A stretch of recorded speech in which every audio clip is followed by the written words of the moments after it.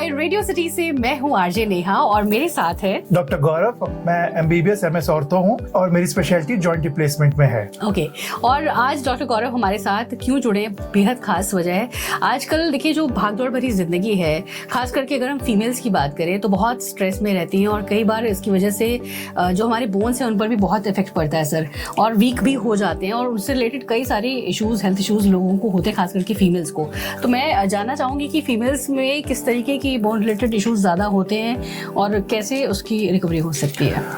Yes ma'am, पहले तो मुझे बहुत इस बात की खुशी है कि आपने एकदम सही समझा, क्योंकि मेरे ओपीडी में सबसे ज्यादा जो डेमोग्राफिक है वो बुजुर्ग महिलाओं की है, जिनकी एज प्राय 45 के ऊपर है। राइट। इनको बोन्स की बहुत प्रॉब्लम इस डेमोग्राफिक में होती है। उसका बहुत सारा रीजन है।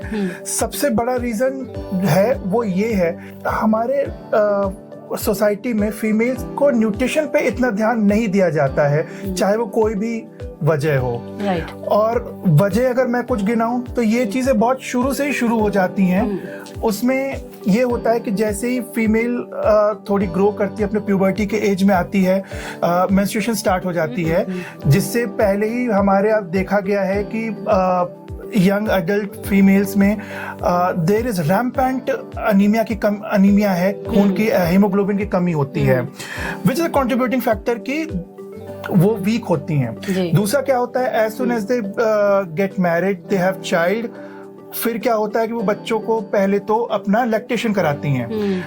वहीं से होता है कि जो बच्चा जब हमारा ग्रो करता है, जब वो वोम में है तब वो मदर की न्यूट्रिशन लेता है, उसके बाद लैक्टेशन करता है, तो there is a huge period of time, 1 से 1.5 साल का ऐसा टाइम आता है जिसमें मदर सिर्फ अपने न्यूट्रिशन दे रही है।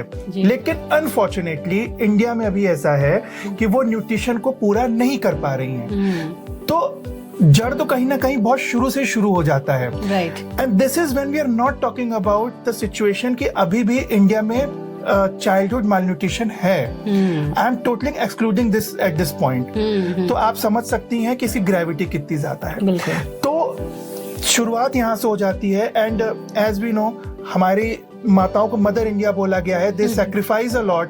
वो अपने पे ध्यान नहीं देती हैं। सबका ध्यान रखने वाली खुद का ध्यान नहीं रखती है, ध्यान नहीं देती। एकदम सही बोला मैडम आपने। तो होता ये है कि by the time they grow, उनकी हड्डी दे ग्रो ओल्ड, उनकी हड्डियां कमजोर होती जाती हैं। एंड फिर एक तगड़ा झटका तब लगता है बोन्स को जब मेंस्ट्रुएशन आना बंद होता है, जिसे हम आम भाषा में मेनोपॉज बोलते हैं। मेनोपॉज होने के बाद कुछ हार्मोनल ऐसे एक्टिविटीज बंद हो जाती हैं, स्पेशली एस्ट्रोजन, जिनके कम या बंद हो जाने से हड्डियों पे फिर से दुष्प्रभाव पड़ता है और जो पहले से कमजोर हड्डियां थी वो अब और कमजोर हो जाती हैं। इसका परिणाम क्या होता है, जिन जिन हड्डियों पे हमारे जोर पड़ता है, जैसे पीछे कमर की हड्डी हो गई या घुटने की हड्डी हो गई, इन पे लोड बहुत पड़ता थी और कमजोर होने लगती हैं और दर्द करने लगती हैं।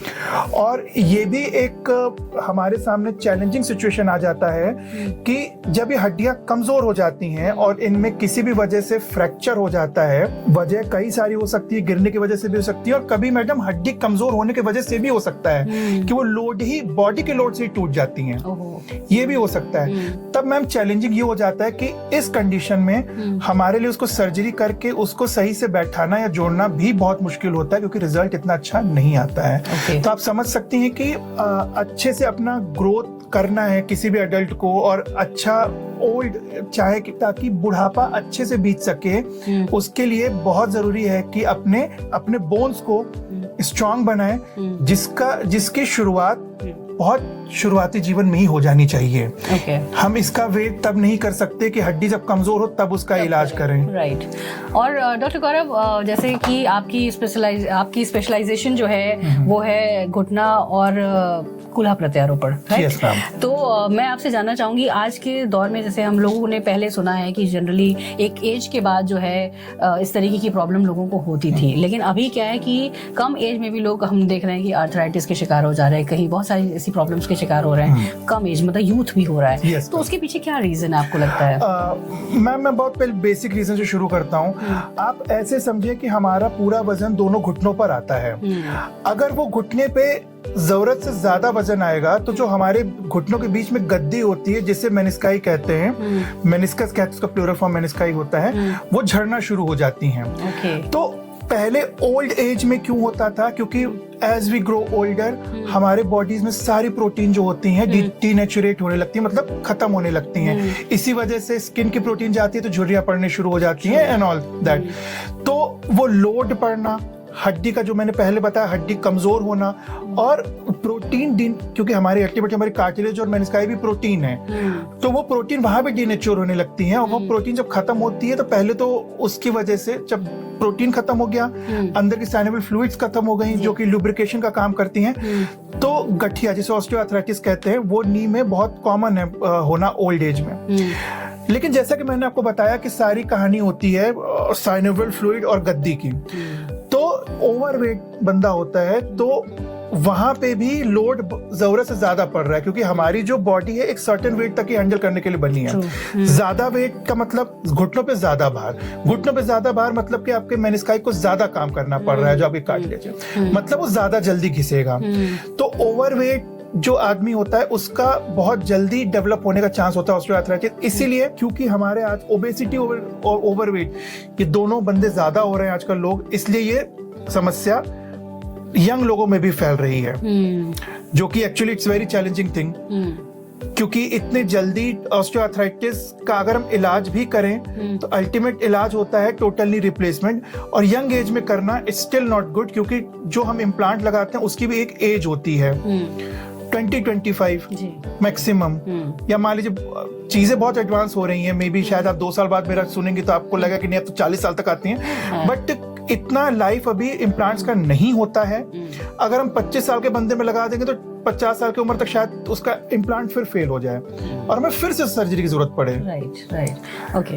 तो मैं आपसे जानना चाहूंगी as a doctor, as an orthopaedic आप हो, तो आप ये बताएं कि हमारी जो हड्डियां हैं, चाहे वो यंग एज की बात करें या फिर एक पर्टिकुलर एज की हम बात करें, कैसे उनको हम हेल्दी रखें, क्या ऐसी चीजें हम इनटेक लें जिससे हमारे बोन्स स्ट्रांग बने? Sure ma'am. मैम सबसे पहले तो मैं आपको एक चीज क्लियर करना चाहता हूँ कि बहुत हेल्दी लोग, आपको दिखने में लगेगा कि कोई बहुत हेल्दी है, आपको लगता है कि उसका खान पान बहुत अच्छा है, सब कुछ है, बट अगर आप आज के टाइम में अगर उसकी जांच कराएंगे, विटामिन डी ऐसे कराएंगे, तो मे बी उसका विटामिन डी में वो भी डेफिशिएंट निकले। राइट। मैं आपको ये बताना चाह रहा हूँ कि पहले तो जैसे टेस्ट होते हैं, अगर डाउट है अगर आप करा लें तो टाइम से पहले आपको टेस्ट में पता चल जाता है, सिम्टम्स आने से पहले, तो उसका इलाज शुरू से किया जा सकता है। और वो कौन कौन से टेस्ट होते हैं? मैम श्योर, मैं I will get on that point. तो मैम इशू मेरा ये था बताने का कि हड्डियों के लिए ऐसे तो आपको बहुत सारे विटामिन और माइक्रोन्यूट्रिएंट्स, मैक्रोन्यूट्रिएंट्स की जरूरत पड़ती है, बट एक बहुत ओवरलुक चीज और जो बहुत इंपॉर्टेंट है हमारे हेल्दी बोन्स के लिए, वो है vitamin D. Ma'am vitamin D का क्या सिचुएशन है कि अगर इंडिया में मोस्टली हम वेजिटेरियन डाइट लेते हैं, मैम बहुत सारे पेपर्स में कंक्लूसिवली प्रूव हो चुका है कि सिर्फ वेजिटेरियन डाइट से आपको विटामिन डी की पूर्ति नहीं हो सकती है। हाँ, नॉनवेज डाइट से हो सकती है, बट अगेन मैं नॉनवेज के लिए भी नहीं कहूंगा, क्योंकि एक चीज जो हम बहुत ओवरलुक करते हैं वो है सनलाइट। जो सवेरे की सनलाइट होती है वो विटामिन डी का बेस्ट सोर्स है। जब सनराइज होता है। यस मैम, आपने एकदम सही समझा। जब जैसे हमारे जो पूर्वज थे वो क्या करते थे, सूर्य नमस्कार करते थे। सूर्य नमस्कार, हाँ। तो और गर्मी में ज्यादा रहते थे, लेकिन अब हम ज्यादा प्रेफर करते हैं शेड में रहना, शेड में रहना और ठंडी में रहना, एसी में रहना। तो मैम वो एक्सपोजर नहीं हो पा रहा है और इसी वजह से विटामिन डी की कमी बहुत रैम्पेंट है, बहुत पॉपुलेशन के बहुत बड़े चंक में। तो मैम पहले तो ये हो गया। दूसरा क्या है मैम कि जो हमारी डाइट चेंज हो चुकी है, वो आपको पता है कि वो इम्पैक्ट आपके हार्ट पे भी करती है, आपके कार्डियोवास्कुलर, इनफैक्ट पूरे कार्डियोवास्कुलर हेल्थ पे करती है, उसी तरह आपके मस्कुलोस्केलेटल पे भी करती है। ठीक है, जो हम जंक फूड खाते हैं, पाम ऑयल लेते हैं, दे आर नॉट गुड। और उसका अच्छा विकल्प अभी भी है कि जो देसी घी हम यूज करते हैं या जो बटर यूज करते हैं, it's a very good solution, alternative to all the palm oil we use, the vegetable oils we use, we can use the pure mustard oil. और मैम दूसरी चीज क्या है कि डेयरी प्रोडक्ट जो है अब वो बहुत अडल्टरेटेड आने लगा है, तो वी शुड ट्राई कि हम लोग डेयरी प्रोडक्ट हेल्दी लें, जितना प्योर हो सके वो लें, हरी सब्जियां लें, सैलड्स पे ज्यादा हम लोग फोकस करें, एंड ऑल टुगेदर मैम जो हमें एक बैलेंस डाइट जो होती है that is same for our musculoskeletal health as well. Okay, क्योंकि ma'am we should not try to, अगर बैलेंस डाइट लेते हैं, सब कुछ अच्छे से हेल्दी हम लेते हैं, तो we should not try to go for supplements and all, नहीं जरूरत होगी। बिल्कुल। और लास्ट में आप क्या मैसेज देना चाहेंगे हमारे देखने वालों को कि हमारी जो ऑडियंस है वो उसको समझ में आए, चाहे वो फीमेल हो चाहे वो मेल हो, कि हमें अपने बोन्स को हमेशा स्ट्रांग रखने के लिए कोई एक टिप अगर आप देना चाहें लास्ट में तो वो आप जरूर से कहें। मेरी राय यही है कि आपको बोन्स अपनी हेल्दी रखने के लिए आपको रोजाना सवेरे जो धूप है उसका सेवन करना चाहिए, जो आपकी जो बैलेंस डाइट है उसको लेना चाहिए, जंक फूड अवॉइड करना चाहिए, और एक्सरसाइज आपको रोज करनी चाहिए। आप चाहे किसी भी एज के हैं, आपकी जैसी भी मॉर्बिड आपकी जैसी भी स्थिति है, आपको डायबिटीज है, हाइपरटेंशन है, आपको एक्सरसाइज से आपको हर तरीके से इंक्लूडिंग योर मस्कुलोस्केलेटल हेल्थ के लिए बहुत हेल्पफुल होगा। स्ट्रेचिंग एक्सरसाइज, अगर आप यंग हैं, अगर स्ट्रेचिंग एक्सरसाइज आप कर रहे हैं, तो आपके स्ट्रेचिंग एक्सरसाइज और न्यूट्रिशियस खाने के वजह से आपका जो ओल्ड एज वाला टाइम होगा, जो आपका बुढ़ापा होगा, वो बहुत हेल्दी होगा, जिसके लिए आप अपने आज को शुक्रगुजार करेंगे। थैंक यू डॉक्टर गौरव हमारे साथ आज जुड़ने के लिए और इतनी सारी बातें हमें हमारे बोन से रिलेटेड बताने के लिए। थैंक यू मैम, बहुत बहुत धन्यवाद रेडियो सिटी का और आपका कि आपने हमें मौका दिया, और मेरी जो राय थी और जो मैं चाहता हूँ कि मेरी बात आगे तक जाए वो जा रही है। So I am very thankful for your. Thank you so much. और ऐसे ही इंफॉर्मेटिव कंटेंट के लिए आप सुनते और देखते रहिए रेडियो सिटी। Thank you.